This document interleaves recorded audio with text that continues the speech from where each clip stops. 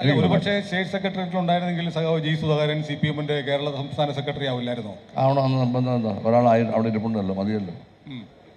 അല്ല, ഒരുപക്ഷെ ഈ സംസ്ഥാന സെക്രട്ടേറിയറ്റ് വേണ്ട, ജില്ലയിൽ മതി എന്ന് തീരുമാനിച്ച് ജില്ല അങ്ങയുടെ തട്ടകമായതുകൊണ്ട് ജില്ലയിലല്ല, സ്റ്റേറ്റ് കമ്മിറ്റിയിലിരുന്ന് ജില്ലയിൽ ഫോക്കസ് ചെയ്യാം.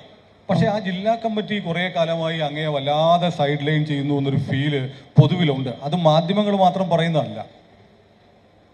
അത് ഞാൻ പറഞ്ഞല്ലോ, ഞാനിപ്പോൾ തിരഞ്ഞെടുക്കപ്പെട്ട സ്ഥാനങ്ങളിലില്ല. സ്റ്റേറ്റ് കമ്മിറ്റി മെമ്പറായിട്ടോ അല്ലെങ്കിൽ സെക്രട്ടേറിയറ്റിൽ ജില്ലയിലോ ഉള്ളപ്പോൾ ആ ഒരു അതോറിറ്റി ഇല്ലേ, ആ അതോറിറ്റിയിൽ ഇപ്പോൾ ഇല്ല, കാരണം ഒഴിഞ്ഞില്ലേ. അപ്പം പിന്നെ സൈഡ് ലൈൻ ചെയ്യുന്നത് എന്തിനാ പറയുന്നത്? അതെന്തിനാ അങ്ങനെ പറയുന്നത്?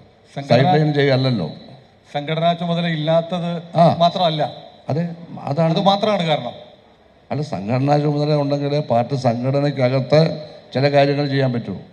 പബ്ലിക്കിനോട് സംസാരിക്കാം, അത് ഒഴിവാക്കേണ്ടതില്ല, എന്ന് ഒഴിവാക്കുന്നത് ശരിയായില്ല എന്ന് പറഞ്ഞല്ലോ അദ്ദേഹം, ട്രിവാൻഡ്രത്ത് പറഞ്ഞല്ലോ. അതിന് വേദി കിട്ടുന്നുണ്ടോ ആലപ്പുഴയിലെങ്കിലും? വേദി കിട്ടുന്നുണ്ടോ എന്ന് ചോദിച്ചാൽ വേദി കുറവാണ്, അതിലൊന്നും ഞാൻ പറയുന്നില്ല, ഞാൻ ആവശ്യപ്പെടാറുമില്ല. അവരെ തിരിച്ചറിഞ്ഞ് വിളിക്കേണ്ടതല്ലേ? അതെന്തോ അങ്ങനെ എന്തോ ഒരു പ്രശ്നമുണ്ടെന്ന് പറയുന്നത് എനിക്ക് തോന്നുന്നു. ഇപ്പോൾ ഈ കഴിഞ്ഞ ദിവസമാണ് നമ്മൾ ഒരു ഏരിയ സെക്രട്ടറി പാർട്ടി വിട്ടിട്ട് BJP ചേരുന്നു. അദ്ദേഹം അതിനു മുമ്പ് പറഞ്ഞൊരു കാര്യം, പണ്ടത്തെ പാർട്ടി അല്ലല്ലോ ഇപ്പോഴത്തെ പാർട്ടി, കണ്ണുരുട്ടിയാൽ പേടിക്കാൻ. അങ്ങനെ പാർട്ടിക്ക് ഒരു മാറ്റം വന്നിട്ടുണ്ടോ? അല്ല, അദ്ദേഹം പറഞ്ഞതുകൊണ്ട് മാറ്റം വന്നെന്ന് പറയാൻ പറ്റുമോ? അദ്ദേഹം പറഞ്ഞതുകൊണ്ട് മറ്റേ മംഗലാപുരത്തെ ആ സഹാവിൻ്റെ കാര്യമല്ലേ? അതെ അതെ, അദ്ദേഹം പറഞ്ഞതുകൊണ്ട് ഒരു മാറ്റം വന്നൊന്നും പറയാൻ പറ്റില്ല. പാർട്ടിക്ക് ചില മാറ്റങ്ങളൊക്കെ വന്നിട്ടുണ്ട്, അതെല്ലാവർക്കും അറിയാവുന്ന കാര്യമാണ്. പാർട്ടി രേഖകളിൽ തന്നെ ഉണ്ടല്ലോ അത്. ആലപ്പുഴയിലെ പാർട്ടികൾ പ്രത്യേകിച്ചും അങ്ങ് പല പ്രാവശ്യം പറഞ്ഞിട്ടുണ്ട്. പാർട്ടി രേഖകൾ പോലും മാധ്യമ സുഹൃത്തുക്കൾ വായിക്കുന്നില്ല. പാർട്ടിയുടെ പൊളിറ്റിക്കൽ റെസൊല്യൂഷൻ, സംഘടനാ പ്രമേയം, ഇതുപോലെ ഒരുപാട് രേഖകൾ പബ്ലിഷ് ചെയ്യുന്നുണ്ട്, അത് വായിച്ചു നോക്കണം.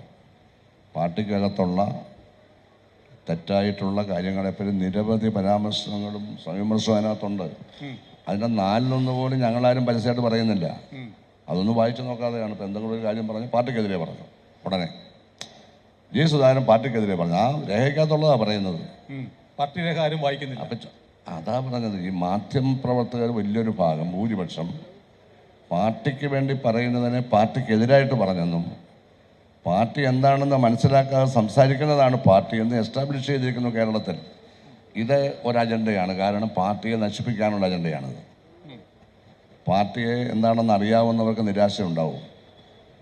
അപ്പോൾ പാർട്ടി എന്താണെന്ന് വേണ്ടത്ര അറിയാതെ പാർട്ടിയാണെന്ന് പറഞ്ഞ് സംസാരിക്കുന്നതൊക്കെ ശരിയാണെന്ന് പ്രചരിപ്പിക്കുക വഴി യഥാർത്ഥ പാർട്ടി ആശയം താപ്പോട്ട് പോകത്തില്ല. അത് ഗൗരവമുള്ള കാര്യമാണ്. ഇത് സാധാരണ ഒരു പാർട്ടിയല്ല കമ്മ്യൂണിസ്റ്റ് പാർട്ടി. സാധാരണ ഒരു പാർട്ടിയായിട്ടൊക്കെ ഇപ്പം തോന്നുന്നുണ്ടാവും, കാരണം കോൺഗ്രസിന് കൗൺസിലർമാർ, CPM-നും കൗൺസിലർമാർ, കോൺഗ്രസിന് MLA-മാർ, അങ്ങനെ തോന്നുന്നുണ്ടാവും. പക്ഷെ ഇത് സാധാരണ പാർട്ടിയല്ല. Communist party is a party of a new order എന്നാണ് ലെനിൻ പറഞ്ഞത്. പക്ഷേ ഈ ഒരു പുതിയ ക്രമമുണ്ടാക്കാനുള്ള പ്രസ്ഥാനമാണത്. പക്ഷെ മാധ്യമപ്രവർത്തനം നടന്നവരെല്ലാം പാർട്ടി രേഖകൾ വായിച്ചിട്ട് മാധ്യമപ്രവർത്തനം നടത്താൻ പറ്റുമോ? അവരുടെ കൺമുന്നിൽ കാണുന്ന കാര്യങ്ങളല്ലേ ചോദിക്കും. ഇപ്പം ഞാൻ ആലപ്പുഴയിലെ പാർട്ടി, നമ്മൾ ഈ പാർട്ടിയുടെ കാര്യങ്ങൾ തന്നെ കുറേയേറെ സംസാരിക്കും, നമുക്ക് അതിൽ നിന്നും ഒന്ന് മാറിപ്പോവാം. എങ്കിലും ഒരു കാര്യം കൂടെ ചോദിക്കട്ടെ. ആലപ്പുഴയിലെ പാർട്ടിയെ സംബന്ധിച്ച് കുറേ കാലമായി കേൾക്കുന്ന ഒരുപാട് ആക്ഷേപങ്ങളുണ്ട്. കുട്ടനാട്ടിൽ ഒരുപാട് ആളുകൾ പാർട്ടിക്ക് SDPI ബന്ധമെന്നൊക്കെ പറഞ്ഞ് പാർട്ടി വിടുന്നു. പിന്നെ ആലപ്പുഴയിൽ മയക്കുമരുന്ന് കേസുകൾ ഉണ്ടാവുന്നു. അതുകൂടാതെ സ്ത്രീകളുമായി ബന്ധപ്പെട്ട ഒരുപാട് വിവാദങ്ങൾ ഒക്കെ ഉണ്ടാവും. അതൊക്കെ സഖാവിനറിയാം, എല്ലാവരും പത്രം വായിക്കുന്നവർക്കും അറിയാം. ഇത്തരം കാര്യങ്ങൾ നിരന്തരം GSനെ പോലെയുള്ള വലിയ കർക്കശക്കാരനായ ഒരു ജില്ലാ സെക്രട്ടറി ഉണ്ടായിരുന്ന ആലപ്പുഴ ഘടകത്തിൽ ഒരിക്കലും ഉണ്ടായിട്ടില്ലാത്ത ഒരു മൂല്യച്യുതി, അങ്ങ് പറഞ്ഞതുപോലെ മറ്റു പാർട്ടികളെ പോലെ അല്ലാത്ത CPIM-ൽ ആലപ്പുഴയിൽ ഉണ്ടാവുന്നുണ്ട് എന്ന് നമ്മളൊക്കെ കണ്ടുകൊണ്ടിരിക്കുകയാണ്. അപ്പം അത് പാർട്ടി രേഖ വായിക്കാത്ത മാധ്യമപ്രവർത്തകർ റിപ്പോർട്ട് ചെയ്യുന്നതല്ല. ആലപ്പുഴയിലെ പാർട്ടിയിൽ എന്തോ സംഭവിക്കുന്നുണ്ട്. അതല്ല ഞാൻ പറഞ്ഞത്, സുനിലിന് മനസ്സിലായില്ല. മാധ്യമപ്രവർത്തകർ ഒരു സംഭവം റിപ്പോർട്ട് ചെയ്യുന്ന കാര്യമല്ല പറഞ്ഞത്. കുട്ടനാട്ടിൽ എന്തെങ്കിലും ഉണ്ടായിട്ടുണ്ടെങ്കിൽ അത് എഴുതുന്ന അതല്ല, അതൊരു ഫാക്റ്റാണ്. പക്ഷെ അതല്ല, പാർട്ടി എന്താണെന്ന് മനസ്സിലാക്കാതെ പാർട്ടിയെപ്പറ്റി മനസ്സിലാക്കുക. ഞാനിപ്പം 62 വർഷമായി പാർട്ടി മെമ്പറാണ്. 13ാമത്തെ വയസ്സിൽ ഹൈസ്കൂളിൽ പഠിക്കുമ്പോൾ പാർട്ടി ഗ്രൂപ്പിൽ ചേർത്ത്. അവിഭക്ത പാർട്ടിയാണെന്ന്, വളരെ കുറഞ്ഞ പ്രായമാണ്. നല്ലപോലെ പ്രസംഗിക്കുകയും ഉപന്യാസം എഴുതുകയൊക്കെ ചെയ്തുകൊണ്ട് അവർ പിടിച്ച് അകത്താക്കി. അടുത്ത വർഷം 2014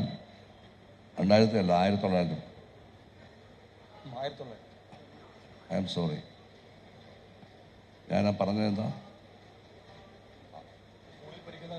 1963-ലാണ് പാർട്ടി മെമ്പർഷിപ്പ്. ഇപ്പോൾ 62 വർഷമായി.